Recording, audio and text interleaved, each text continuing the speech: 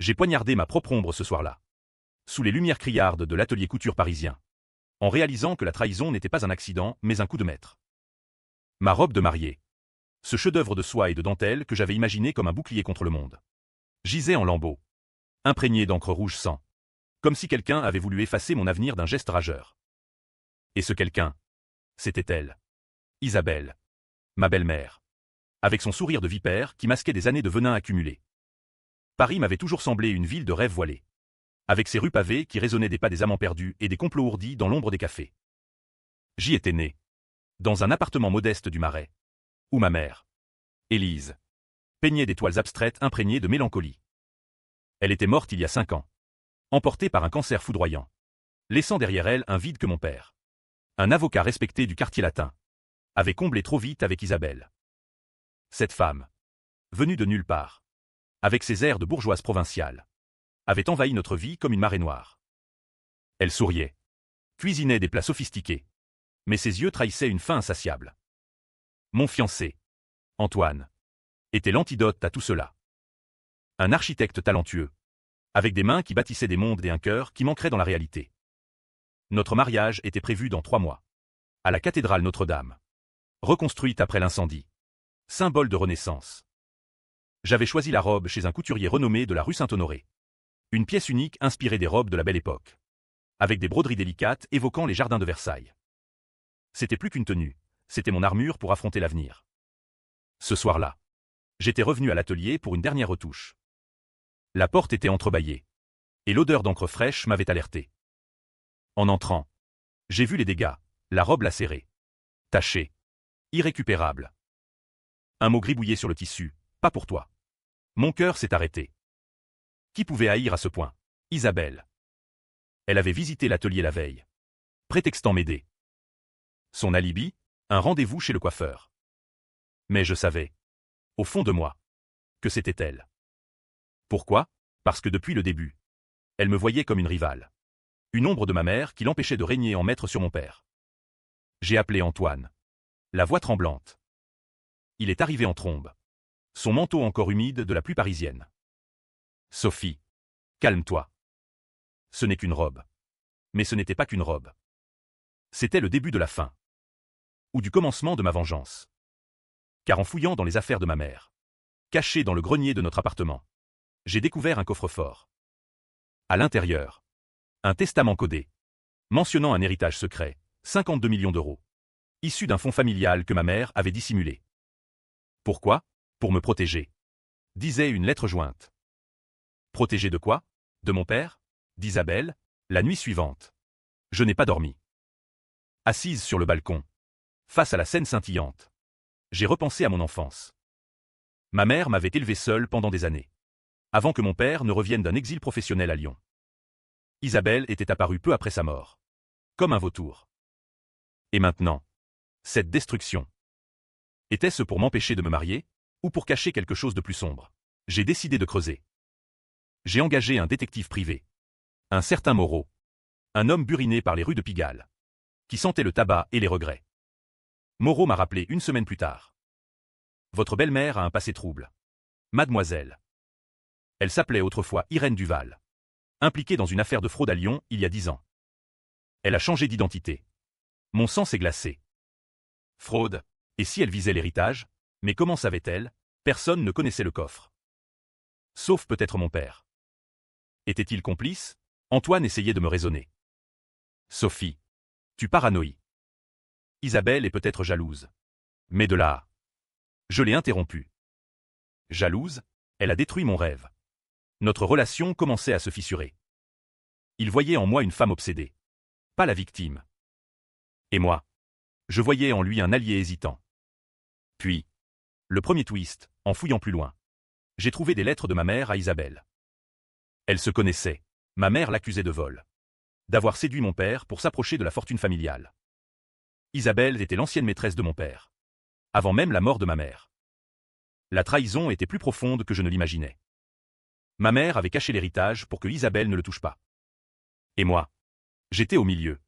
Gisant comme cette robe déchirée. J'ai confronté mon père. Dans son bureau au mur tapissé de livres de droit. Il a nié. Les yeux fuyants. Sophie. Ta mère était paranoïaque. Isabelle même. Mais ses mains tremblaient. Il savait. Et pire. Il avait peut-être aidé Isabelle à accéder à l'atelier. Pourquoi? Pour m'éloigner d'Antoine, dont la famille était riche. Et ainsi consolider leur emprise sur moi, la vengeance bouillonnait en moi. J'allais utiliser cet héritage pour les détruire. Mais d'abord, je devais ganser un crime. Car Moreau m'a révélé autre chose. Isabelle avait été accusée de meurtre par empoisonnement à Lyon. Mais acquittée faute de preuves. Et si elle avait tué ma mère, le cancer n'était peut-être pas naturel. J'ai décidé de plonger dans l'abîme. Les jours suivants furent un tourbillon de suspicions et de mensonges. Paris, avec ses cafés bondés et ses métros étouffants, semblait complice de mon tourment. Je passais mes nuits à relire les lettres de ma mère. Ces missives jaunies imprégnées d'une douleur palpable. Irène, tu as volé mon mari. Mais tu ne voleras pas ma fille, écrivait-elle.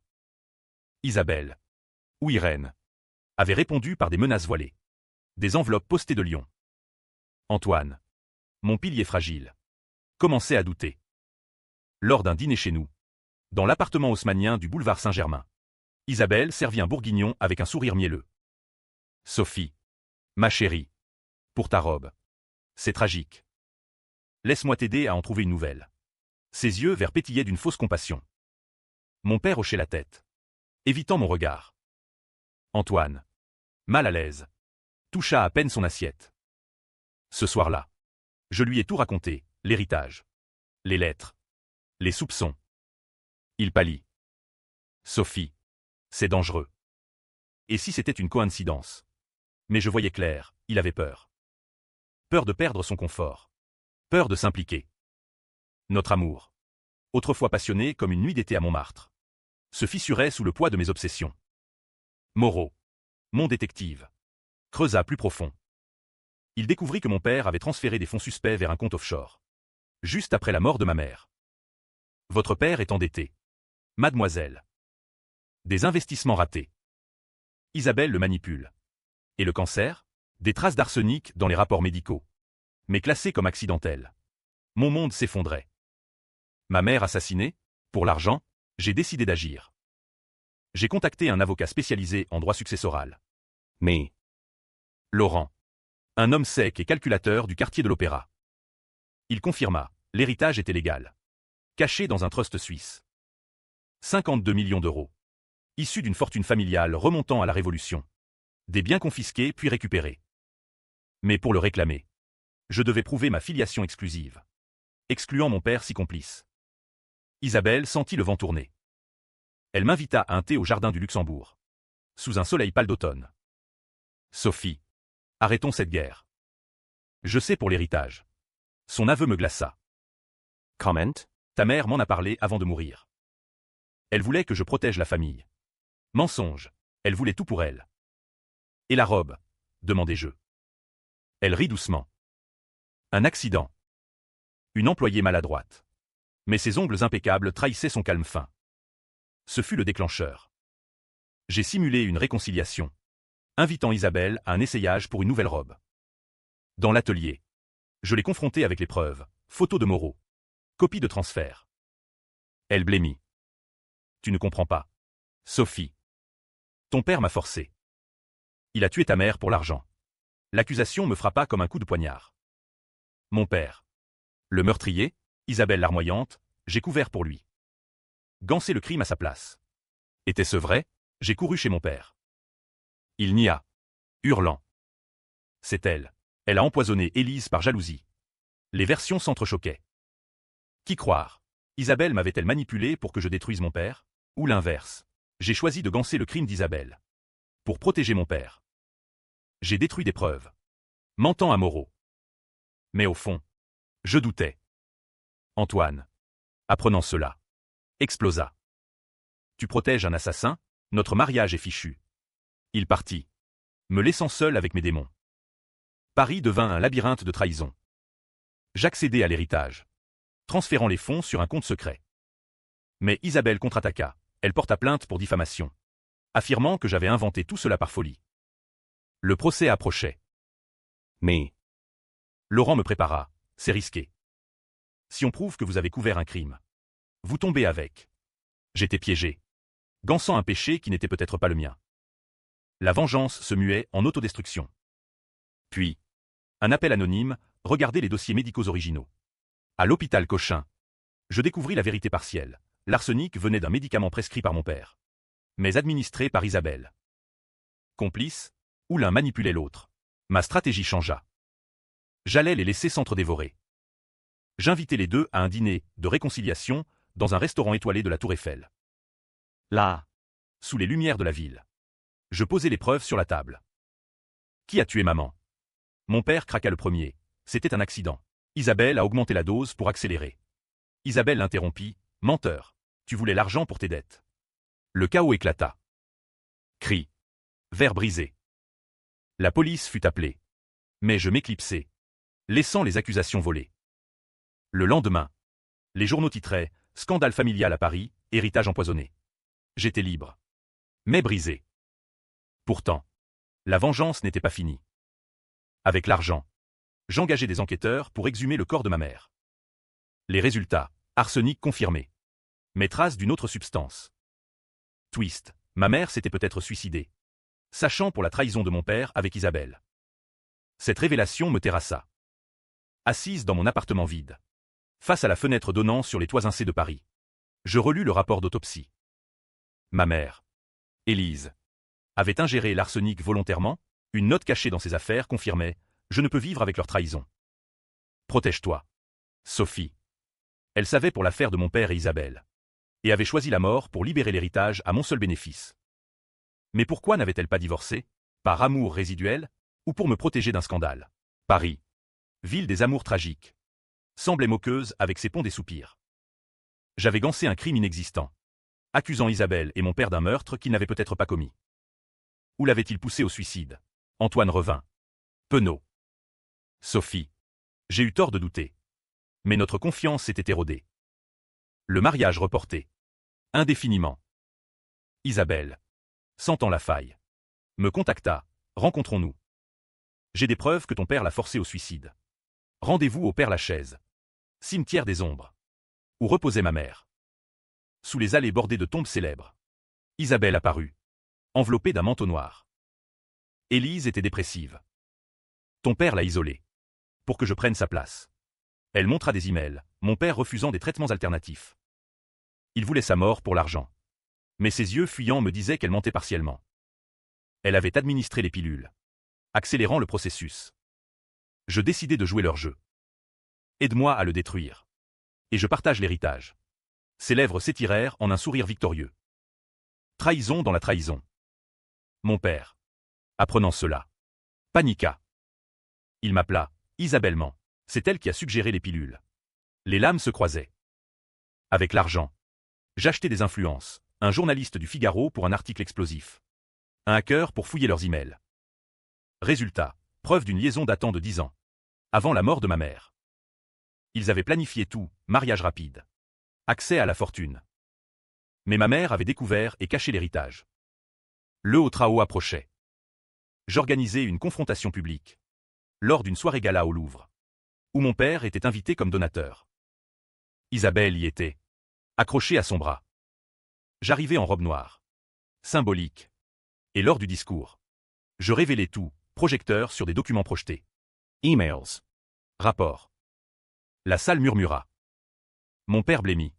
Isabelle feignit l'innocence. C'est faux. Sophie est folle de chagrin.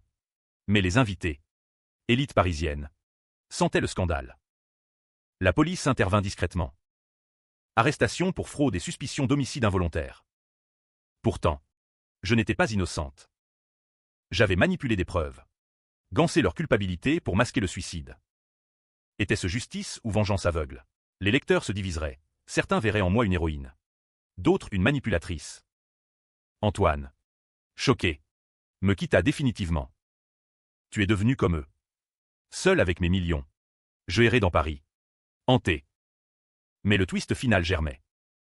En vidant la maison familiale à Versailles, je trouvai un journal de ma mère. Dernière entrée, Sophie n'est pas la fille de Pierre. Son vrai père est un artiste. Mort jeune. L'héritage est sien. Mais la vérité la briserait. J'étais illégitime, l'héritage contestable, Isabelle. En prison. M'écrivit, je savais. C'est pourquoi j'ai tout fait pour te détruire. Était-ce vrai, ou un dernier mensonge? La découverte du journal me plongea dans un abîme plus profond. Paris, avec ses musées emplis de secrets, semblait refléter mon âme tourmentée. Si je n'étais pas la fille de mon père, qui étais-je? Ma mère avait menti toute sa vie, protégeant un adultère. L'artiste, un peintre obscur, décédé dans un accident à Montparnasse. L'héritage, issu de sa famille à elle, était mien, mais moralement contestable. Je confrontai mon père en visite au parloir de la prison de Fresnes. Il pleura. Élise m'a avoué avant de mourir. Je t'ai élevé comme mienne. Amour ou possession? Isabelle, dans une cellule voisine, ricana lors de sa visite, il t'a utilisé pour l'argent. Moi, je voulais te sauver de lui. Les lames tournaient. Avec l'argent, j'engageai un généticien pour un test ADN. Résultat, pas de lien avec mon père. Twist, lien avec Isabelle? Non. Mais elle affirmait connaître l'artiste. Avoir été sa muse. Mensonge pour me déstabiliser, ma vengeance évolua. Je libérai mon père sous caution, feignant le pardon, pour qu'il accuse Isabelle. Il le fit, témoignant de son empoisonnement progressif. Mais au tribunal, Isabelle contre-attaqua, Sophie a forgé les preuves. Elle gançait mon crime pour cacher le suicide. Le procès devint un cirque médiatique, divisant l'opinion, pro-Sophie, victime de trahison, anti-Sophie, manipulatrice cupide. À la barre, je mentis sous serment, protégeant le secret de ma filiation.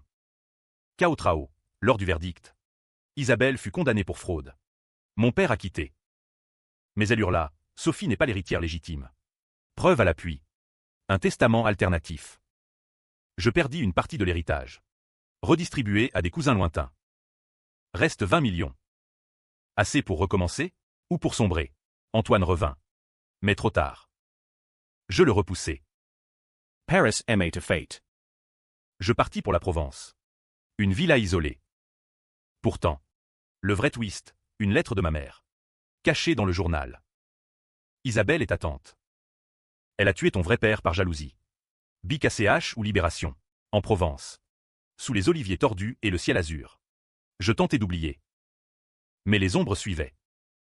Isabelle. Libérée en appel. Mi Traqua. Sophie. Écoute-moi. Ta mère mentait. Rendez-vous dans un mas ancien près d'Avignon. Elle révéla, Élise a volé l'héritage de notre famille. Je suis ta demi-sœur. Pas ta tante. Preuve, certificat de naissance. Twist sur twist. Ma mère avait épousé l'artiste pour l'argent. Puis mon père pour la respectabilité. La vengeance culmina, je l'affrontai, révélant que j'avais enregistré ses aveux passés. Elle attaqua. Couteau en main. Lutte dramatique. Sous la lune. Je la désarmai, appelant la police. Condamné définitivement. Mon père, Breeze. se suicida en prison. Catétuque, avec les restes de l'héritage. Je fondai une fondation pour victimes de trahison familiale. Liberty. Mais hanté. Était-ce justice, ou avais-je perpétué le cycle? Les lecteurs débattront, héroïne ou monstre. La paix fut illusoire. Des années plus tard, à Paris, je revis Antoine. Marié. Hero. Moi, seul avec mes millions et mes regrets. Twist final, un enfant illégitime d'Isabelle réclamait l'héritage, prouvant que tout était un complot plus vaste. Je perdis tout au tribunal. Beacon. Green. Je errais les rues, comme un fantôme. Où était-ce la vraie liberté? La dispute perdure.